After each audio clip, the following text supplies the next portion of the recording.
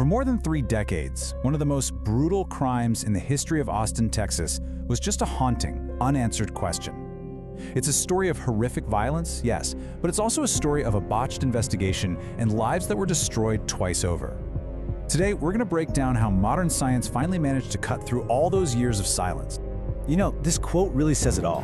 You have to understand, back then, Austin wasn't the huge city it is today. It felt smaller, safer. Violent crime like this, it didn't happen there. This one single event completely shattered that feeling of safety. And it left a scar on the whole community that really has never faded. So, how did this whole tragedy begin? Well, it wasn't with a panicked call about a murder. It started with something that seemed, at first, like a routine emergency. A simple fire at a local business.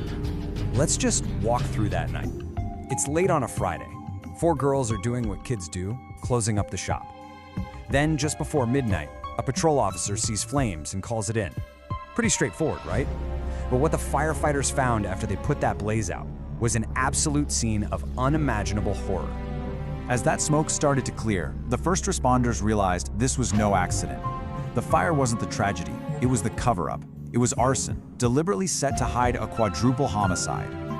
The details are brutal, but they're crucial.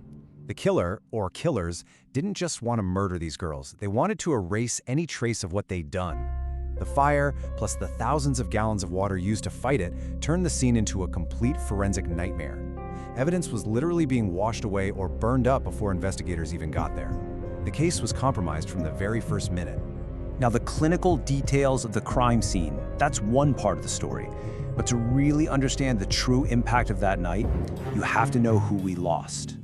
These were the girls. Jennifer and Eliza worked there. And that night, Jennifer's younger sister, Sarah, and her friend Amy were just hanging out, keeping them company while they closed up. Just 4 young lives, full of promise, in the wrong place at the absolute worst time.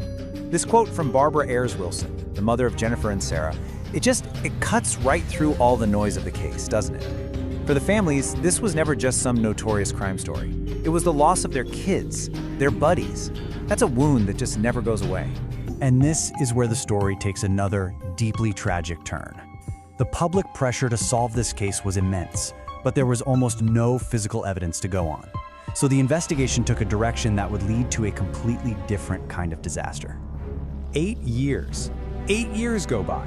And then, in 1999, police make these 4 arrests. To a city that was desperate for answers, it felt like a huge breakthrough. Finally, justice. But the entire case against these young men was built on a foundation of sand. The whole thing rested on confessions from 2 of the men, Springsteen and Scott. But these confessions were a huge problem. They were just full of details that flat out contradicted the evidence from the crime scene. It led to serious accusations that investigators had essentially fed them information during hours of intense interrogation, information only the police could have known. And this is the terrifying reality of how our justice system can work. With no physical evidence, no DNA, no fingerprints, nothing, 2 men were convicted of capital murder based on those confessions alone. Robert Springsteen was sentenced to death, and Michael Scott was given life in prison. Now, with convictions on the books, that should have been the end of the story. But it wasn't. Not even close. Because as the years went on and forensic science got better and better, the entire case against these 4 men began to just completely fall apart. You see, the key that would eventually blow this case wide open had been sitting in an evidence locker the entire time.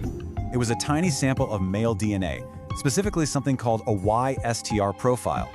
Think of it like a genetic signature that gets passed down from father to son. For years, the technology just wasn't there to do much with. And then, the moment of truth. In the late 2000s, technology finally caught up. They tested that YSTR profile against the DNA of the 4 accused men. The result? No match. It wasn't them. Science proved, without a doubt, what they'd been saying all along. They were innocent. By 2009, their convictions were overturned, and just like that, the yogurt shop murders was a cold case all over again. So for more than a decade after that, the case just went dormant. The families were right back at square one. All police had was this mystery DNA profile, a ghost in the national database. And there it sat year after year until a new detective decided to take a fresh look at everything. This is how modern police work finally solved it. A detective resubmits an old shell casing and gets a ballistics hit, linking the gun to another cold case. Then he does something really unconventional. He requests a manual search of DNA databases, basically asking lab techs to physically go and compare the profile. And a lab in South Carolina called back. They had a perfect match. And here is the single most powerful and heartbreaking detail in this entire story. That DNA, the DNA that freed 4 innocent men and would finally identify the killer, where did it come from? It was found preserved under the fingernails of 13-year-old Amy Ayers. In her final moments, she fought back. And that act of defiance is what held the key to the truth for 34 years. Now, this matching profile, it didn't belong to some small-time crook. It belonged to a known serial killer, a man linked to a string of attacks across the country.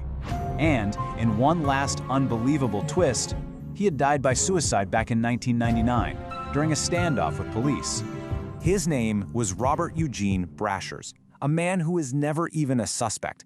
And get this, less than 48 hours after the murders, he was actually stopped by Border Patrol in a stolen car, and he was carrying the same caliber pistol used in the killings. All the pieces were there, scattered across the country, just waiting for technology to finally put them together. So they had a name, they had an answer, but this wasn't some simple happy ending. The truth finally came out, but it came with the immense weight of 3 decades of pain, loss, and a catastrophic failure of the justice system. I think these words from Barbara Ayers Wilson are just so incredibly powerful. For the families, after all that time, it was never about vengeance. It was simply about knowing what happened to their daughters. And after 34 years, they finally had that truth. And then there's the other side of that truth, an official apology, an acknowledgement of the profound injustice done to the 4 men who lost years of their lives for a crime they didn't commit. That apology is critical, but it also highlights the permanent damage that's done when getting a conviction becomes more important than finding the truth. And so, this is where we're left. The killer is identified, but he's long dead. 4 innocent men lost decades of their lives. The families waited over 30 years for an answer. This whole case forces us to ask a really difficult question. When the truth finally arrives, but it's this late, and after so much damage has been done, what does justice truly look like?